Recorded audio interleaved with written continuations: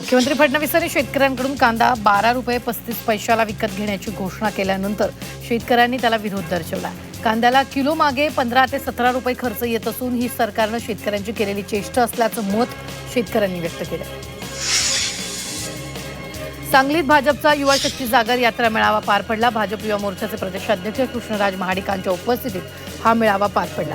महाराष्ट्रातील युवकांचे प्रश्न समजून घेण्यासाठी राज्यव्यापी युवा शक्ती जागर यात्रा सुरू झाली आहे आणि या मेळाव्यात महापौरांसह भाजपचे पदाधिकारी आणि कार्यकर्ते उपस्थित होते। नाशिकच्या येवल्यात दुष्काळ दूर करण्याच्या दृष्टीनं पथदर्शी मांजरपाडा हा महत्त्वपूर्ण प्रकल्प साकारलाय। या प्रकल्पाचं पाणी कालव्याच्या माध्यमातून डोंगरगाव साठवण तलावात सोडण्यात आलं। या कालव्याच्या माध्यमातून अनेक लहान मोठे बंधारे भरण्यात आले, त्यामुळे यापुढील काळात विविध गावांना या पाण्याचा लाभ होणार आहे। पुणे महापालिकेच्या 118 शाळांमध्ये मुख्याध्यापकांची पदं रिक्त आहेत। भरती प्रक्रिया अद्याप रखडलेली आहे। मुख्याध्यापक पदोन्नतीसाठी टीईटी उत्तीर्ण असणं बंधनकारक करण्यात आल्यानं प्रक्रिया विलंबलेली आहे। समृद्धी महामार्गावर मोठ्या प्रमाणात अपघाताचं प्रमाण वाढलं असून अपघात कमी करण्यासाठी सरकार पावलं उचलतंय। अमरावती जिल्ह्यातून जाणाऱ्या समृद्धी महामार्गावर वेग मर्यादा नियंत्रणासाठी सीसीटीव्ही कॅमेरे बसवण्यात आले। महामार्गावर वाहनांची किमान 100 आणि कमाल वेग मर्यादा 120 किमी प्रति तास निश्चित करण्यात आली। नाशिकच्या येवला एसटी आगाराला 2 नव्या कोऱ्या जिजाऊ नावाच्या बसेस मिळाल्यात। या बसेसचा लोकार्पण सोहळा येवला बस स्थानक परिसरात संपन्न झाला।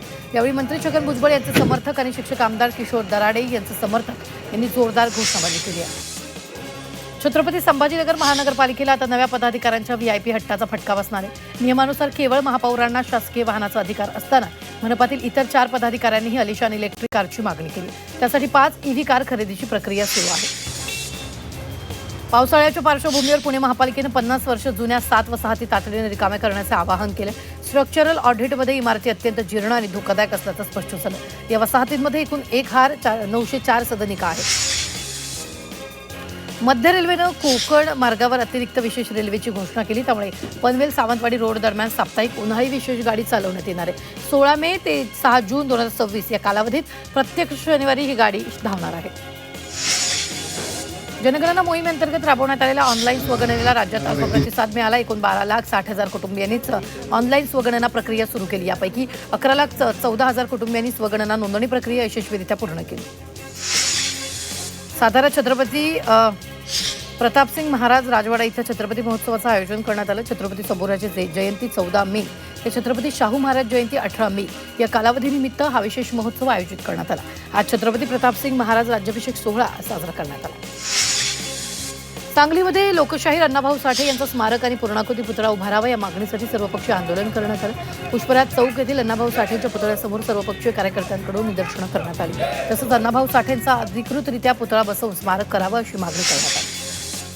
नाशिकच्या लासलगावात रोहित पवार यांच्या नेतृत्वाखाली कांदा उत्पादक शेतकऱ्यांकडून आंदोलन करण्यात येणार आहे। बाजार समितीत मोठ्या प्रमाणात कांद्याची आवक होतीये, मात्र कांद्याला अत्यंत कमी दर मिळत असल्यानं कांदा उत्पादक शेतकरी आर्थिक संकटात सापडला, त्यामुळे कांदा उत्पादक शेतकऱ्यांच्या वतीनं आंदोलन करण्यात येणार आहे। छत्रपती संभाजीनगर शहरात गेल्या आठवड्याभरापासून तापमानाचा पारा 77 ते 40 अंशाच्या पार जातो। या वाढत्या उष्म्याचा त्रास वन्य प्राण्यांनाही जाणवतो आहे, त्यामुळे सिद्धार्थ उद्यानातील प्राण्यांची विशेष काळजी घेतली जाते। रत्नागिरीत हवामान खात्याकडून पावसाचा येलो अलर्ट देण्यात आलाय। कोकण किनारपट्टीवरील रत्नागिरी जिल्ह्यांमध्ये पुढील 4 दिवसात हवामानात मोठे बदल होणार असून जिल्हावासियांना एकाच वेळी कडक उन्हाचा तडाखा आणि वादळी पावसाचा सामना करावा लागणार। नागरिकांना सतर्क राहण्याचं आवाहन जिल्हा प्रशासनाकडून करण्यात आलं। नाशिकच्या निफाड तालुक्यात यंदा उन्हाचा तडाखा मोठ्या प्रमाणात वाढला। कमाल तापमानानं 43 अंश सेल्सिअसचा टप्पा गाठलेला आहे, त्यामुळे उकाडानं नागरिक हैराण झाले, तर जलतरण तलावावर मोठी गर्दी होती।